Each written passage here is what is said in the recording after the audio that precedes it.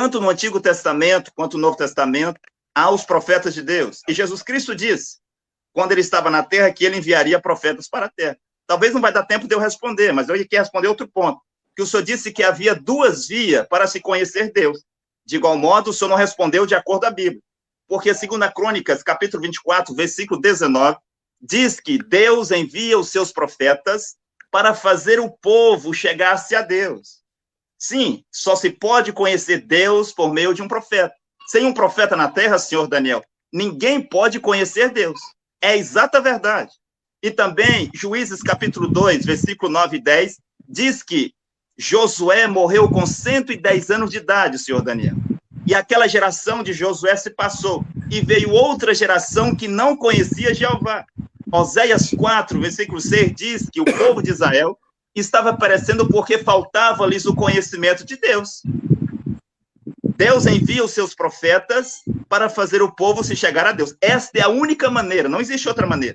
A única maneira para alguém conhecer Deus é por meio dos seus profetas. É por isso que quando alguém lê a Bíblia, o senhor, Daniel, que é teólogo, bacharel em teologia, quando você vai ler a sua Bíblia, você encontra lá nomes de profetas. Noé, Moisés, Elias, Jeremias.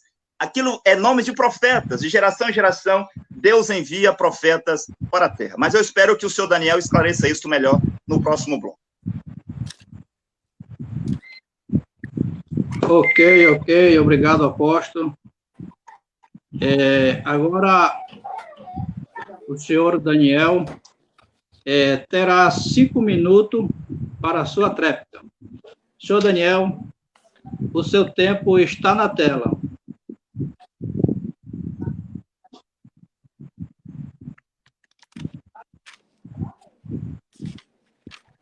Não entendi. Você terá 5 minutos para a tréplica. Vou zerar aqui, para que fique tudo igual. A partir de agora, você está me ouvindo bem, Daniel? Senhor Delta. Sim, estou te ouvindo. Pode continuar. Você tem 5 minutos para a tréplica.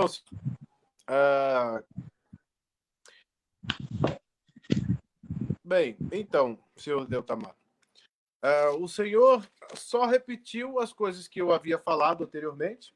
Deus tem duas vias de se revelar. Primeiro, através das coisas criadas. Isso está em Romanos, capítulo de número 1, né?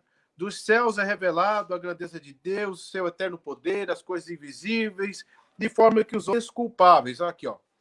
Romanos, capítulo de número 1, versículo de número 19, diz assim: porquanto o que de Deus se pode conhecer. O Senhor disse que apenas por um profeta. Mas veja bem, o que Deus se pode conhecer se manifesta porque Deus lhes manifestou.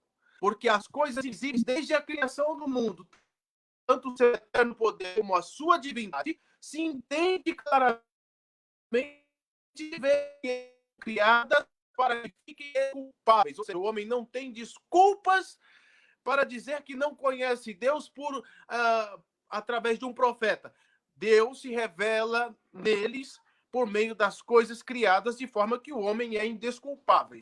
Agora, a revelação especial é Deus se revelando através de um contato de revelação direta. Ou seja, existe a revelação direta, é Deus falando diretamente com o homem, e revelação indireta. Eu tenho hoje, como revelação direta da parte de Deus, as Escrituras, que é a nossa regra de fé e prática, princípio regulador de culto, inclusive com relação a exageros pentecostais, tanto clássico como neopentecostais, ou posso sugerir os neopentecostais como hiperpentecostais, né? Que segue, na maioria das vezes, uma regra de via que nós chamamos de fideísmo. A princípio, em Romanos, capítulo de número 12, Romanos, capítulo de número 12, versículo de número 6, diz o seguinte: de modo que, tendo diferentes dons segundo a graça que nos foi dada. está se incluindo. Se Paulo é profeta mensageiro do seu tempo, ele está se incluindo, dizendo, olha, nós recebemos uma graça. Essa graça nos foi dada. Que graça que é? Cristo se revelando. A graça de Cristo é Cristo morrendo. O que nós chamamos aqui, nós teólogos chamamos de obra econômica da salvação. O que seria a obra econômica da salvação? É Deus levantando um projeto para salvar o homem, colocando nomes escritos no livro da vida, pessoas que ele conhece de antemão. Coloca os seus nomes no livro da vida, pega esse projeto que é um testamento de um testador que ainda não morreu, coloca na mão do testador que haverá de morrer, e esses co-herdeiros só poderão herdar com a morte do testador. Essa é a herança da salvação. A salvação se trata de uma conquista, de um triunfo de Cristo na cruz do Calvário. Então, se Cristo é o legítimo herdeiro, o único e legítimo herdeiro, ele nos faz co-herdeiro na sua morte sacrificial, propiciatória, expiatória e justificativa. O que justifica o homem dos seus pecados não é profeta, não é rei, não é sacerdote. A princípio, há uma diferença entre sacerdote e profeta. O sacerdote ouve Deus, aliás, o sacerdote ouve o povo falando e leva essa reclamação do povo a Deus. Já o profeta ouve Deus falando e traz a mensagem de Deus ao povo. Então, existe essa hierarquia. Inclusive, o Senhor falou a respeito da hierarquia daqueles que têm o ofício extraordinário de profeta, que é exatamente o que eu falei, o Senhor só confirmou. O dom de profecia, e as Escrituras nos mostram que o profeta do passado continua sendo os profetas de hoje. Não há necessidade alguma de novos profetas quando nós temos profecias bíblicas que até mesmo a maioria delas não se cumpriram. Muitas se cumpriram, mas nem todas.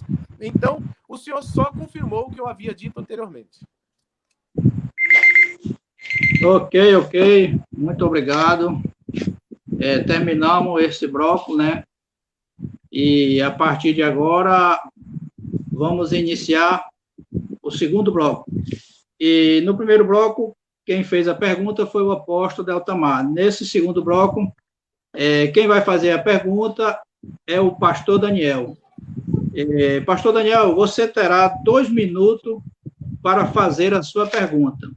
A partir de agora, o tempo está com você. Você está me ouvindo bem? Você tem 2 minutos. Sim, estou te ouvindo.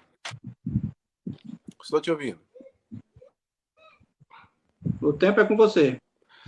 Muito bem, irmão Deltamar, o senhor Deltamar.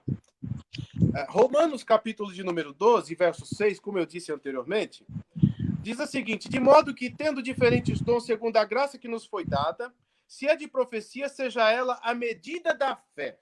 O senhor observou o que esse versículo diz? De modo que seja a medida da fé. Para muitos fideístas, muitos gnósticos, pragmáticos e utilitaristas, o verso 6 do capítulo 12 de Romanos infere a ideia de fé no sentido de crença, no sentido de acreditar, de crer. No contexto, expressa fé no sentido de doutrina. A medida como regra ou princípio regulador de culto. É por isso que eu disse que o profeta Cacau Filipe não se encaixa. A questão é, eu gostaria de saber do Deltamar. Deltamar, quando a Bíblia diz que, em 1 Coríntios capítulo 14, verso 29, quando diz, e fale 2 ou 3 profetas e os outros julguem, por que diz que julgue se o profeta recebeu uma profecia?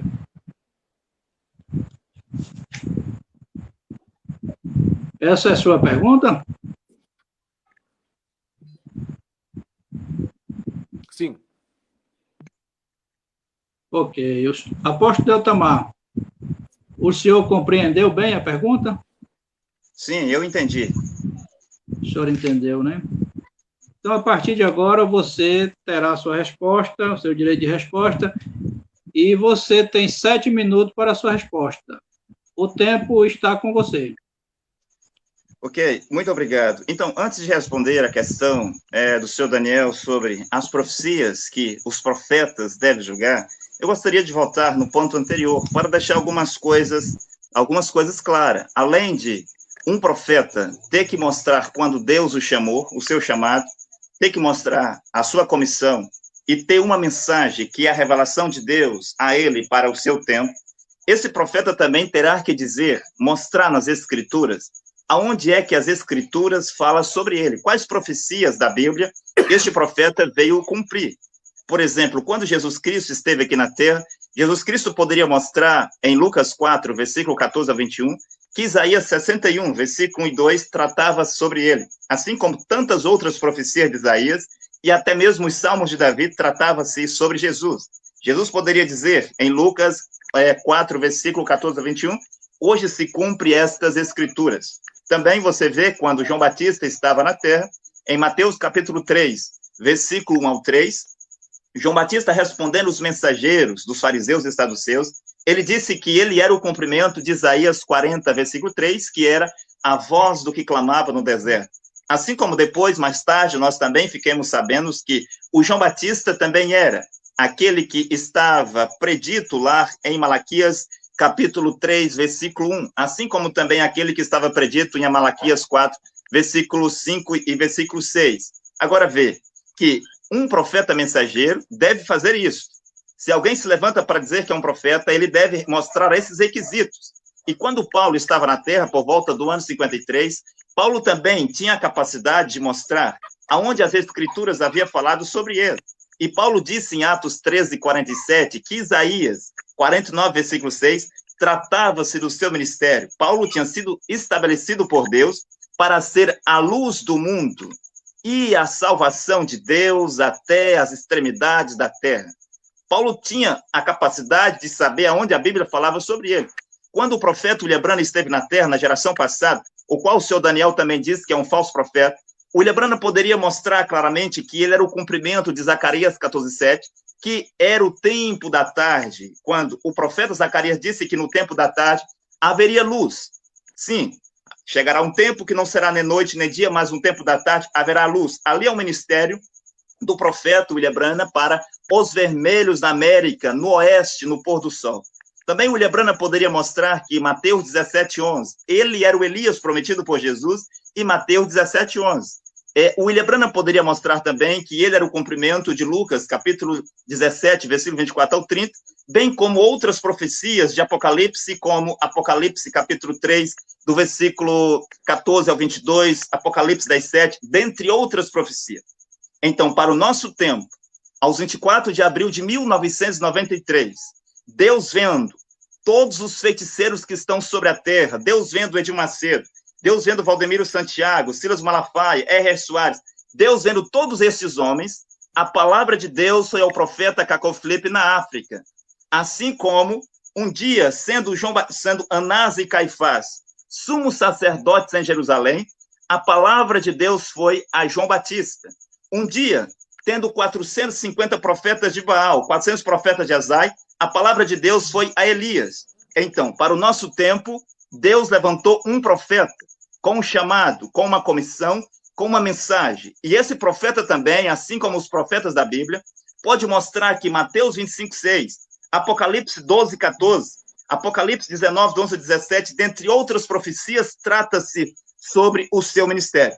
Então, quando o senhor Daniel vai para a Bíblia para tentar provar que Cacau Filipe não é o verdadeiro profeta, quero fazer uma pergunta direta ao senhor Daniel. Senhor Daniel, diga-nos, já que não é o profeta Cacau Filipe, o verdadeiro profeta de Deus hoje, então peço que o senhor diga para mim, e para todos que estão assistindo, e para todos que vão assistir ainda esse vídeo, diga-nos o nome do profeta de Deus hoje. Apenas o nome. Se não é Cacau Filipe, diga-nos o nome do profeta.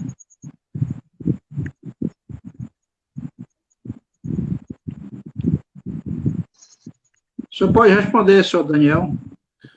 O profeta de Deus hoje é Jesus Cristo. Ok. O senhor Daniel disse que o profeta de Jesus Cristo, o profeta de Deus hoje é Jesus Cristo.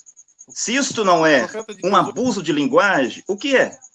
Como que um homem que nem mesmo está sobre a terra, que saiu de cena no ano 33, pode ser profeta dos brasileiros que vivem hoje na Terra no século XXI? Agora veja que Paulo era o profeta de Tito. Paulo era o profeta de Timóteo, de Silvano, de Agabo, de Silas, de Barnabé, de Apolo. O Lutero era profeta de Filipe Melancto. Sim, Ormo Neville, ele tinha um profeta chamado William Branham. Agora, será que alguém pode dizer, em sã consciência, um americano, que Abraham Lincoln, um homem que nem mais está sobre a terra, é o seu presidente? Será que um brasileiro, senhor Daniel, pode dizer, em sua consciência normal, que Juscelino Kubitschek, um homem que não está mais sobre a terra, é o seu presidente? Quando o senhor Daniel diz que Jesus é o profeta hoje, eu não sei do que ele está falando.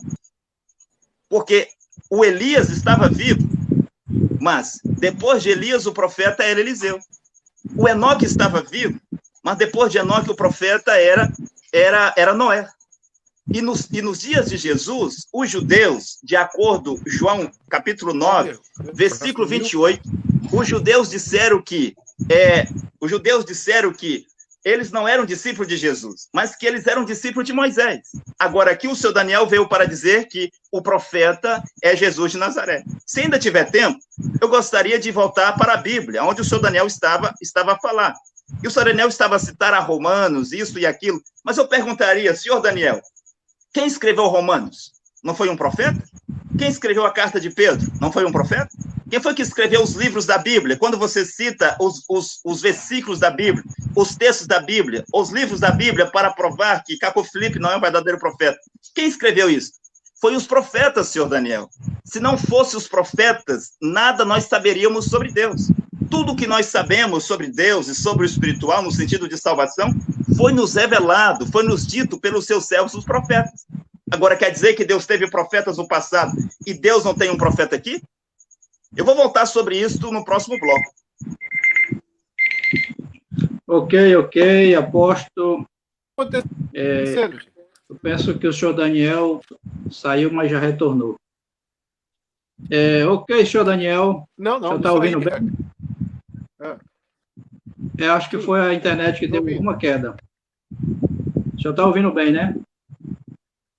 Então, o senhor terá 7 minutos para fazer a sua réplica.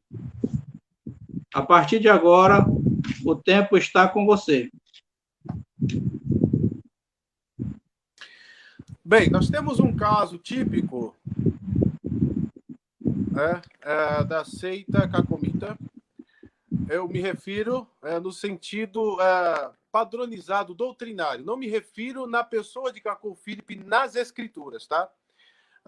O Deltamar, ele até falou algo que eu achei bastante interessante, né?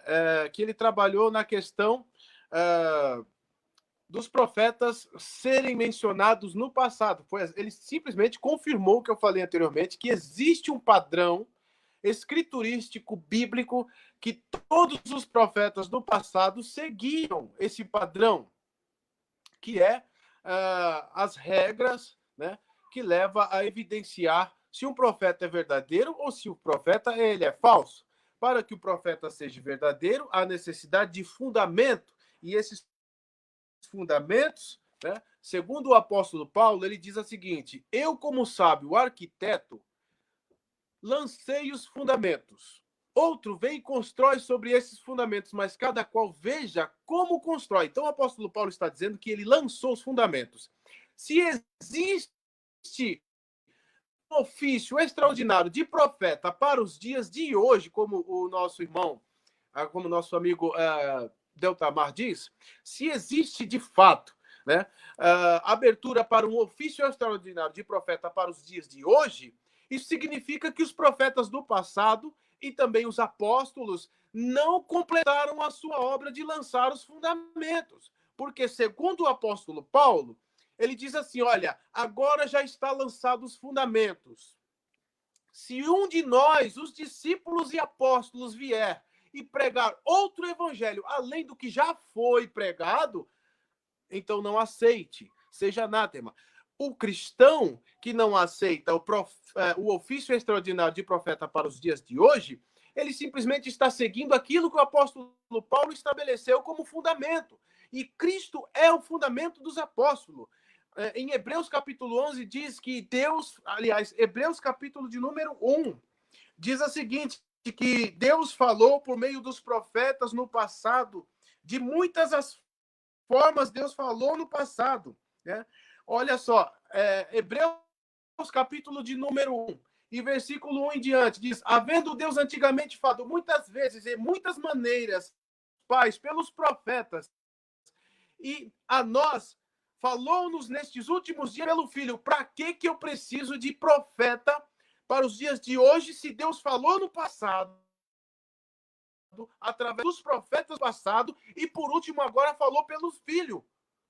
Então, o fundamento dos apóstolos é Cristo. Deus há de falar através do quê? Aí o nosso amigo Deltamar diz: olha, como é que ele pode dizer que existe um profeta que já morreu, já passou, já não existe mais? Aqui está os fundamentos dos apóstolos. Eles dizem: olha, se outro vier e pregar além do que já foi pregado, então não é profecia, não é revelação, não é apóstolo. Existe também, mais uma coisa, existe também requisitos para preencher o cargo, né, extraordinário de apóstolo. E isso se encontra em Atos dos Apóstolos, capítulo de número 1. Quando... 3 minutos... Ok. Quando, né, foi para preencher o cargo de oficial extraordinário de apóstolo, inclusive eu vou até deixar claro aqui, que em 2 Coríntios, capítulo de número 12, verso 12, o apóstolo Paulo, questionado sobre o seu apostolado, ele respondeu o seguinte: estão aí os sinais e prodígios realizados por mim que atestam o meu apostolado. Ou seja, o apostolado de Paulo era autenticado através de sinais, prodígios e maravilhas. Se todos realizassem sinais, prodígios e maravilhas no tempo do apóstolo Paulo, ele não poderia usar os sinais, prodígios e maravilhas como prova autêntica do seu apostolado. Então, existem requisitos padronizados para exercer o ofício extraordinário de apóstolo também. E esses requisitos, então, estão em Atos dos Apóstolos, capítulo de número 1, para preencher o cargo de Judas, que havia morrido. Era necessário que seja dentre os varões e não as varoas. Havia muitos varões ali que criam em Deus, que criam em Cristo Jesus, andaram com Jesus, né? Viram Jesus Cristo ser batizado, viram o seu ministério como homem, tudo igual a todos, viram a sua morte e ressurreição. E ali é dito: olha, para preencher o cargo de apóstolo é necessário que seja varão dentre os varões que andam com a gente, e dentre esses varões que havia conhecido a pessoa de Jesus pessoalmente, haveria conhecido a Jesus pessoalmente, e em segundo lugar, tendo visto Jesus sendo batizado nas águas, o seu ministério como homem profético, a sua morte e ressurreição, para preencher o cargo de apóstolo de Judas. Então, há requisitos para preencher o cargo tanto de ofício de profeta, como também o apostólico. Inclusive, eu falei dos oficiais extraordinários, mas também há os oficiais ordinários. Os oficiais ordinários são aqueles que ministram a palavra, que têm o dom da profecia, como diz o nosso amigo Deltamar. Existe, sim, a diferença do dom de profetizar, que é o dom de ministrar a palavra. E existe também o oficial extraordinário de apóstolo.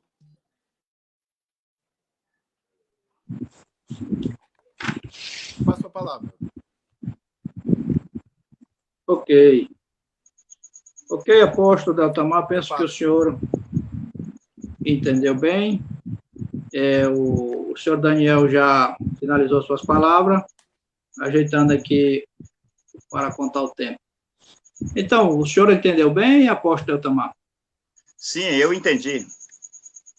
Ok, então você terá tréplica, e você terá 5 minutos para fazer a sua tréplica, para finalizar esse segundo bloco. A partir desse momento, o tempo está com você, apóstolo. Ok, obrigado. O Daniel falou muitas coisas aí. Vou tentar responder algumas. É uma pena que nós não temos tempo para responder tudo. Começando pela pergunta lá que ele fez no começo, quando disse que quando houver uma profecia, então que os profetas devem julgar. Ali, senhor Daniel, são homens que têm ministério de profetas, de Efésios 4:11, e até mesmo homens e mulheres com dons de profecia, os profetas, não profeta mensageiro.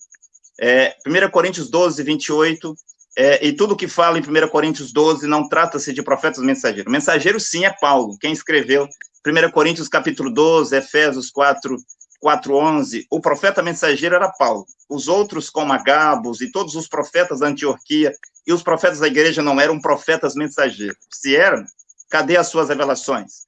Cadê as suas mensagens? Cadê o seu chamado, a sua comissão? Só Paulo tinha, só Paulo foi enviado com uma mensagem para pregar aos gentios. Agora...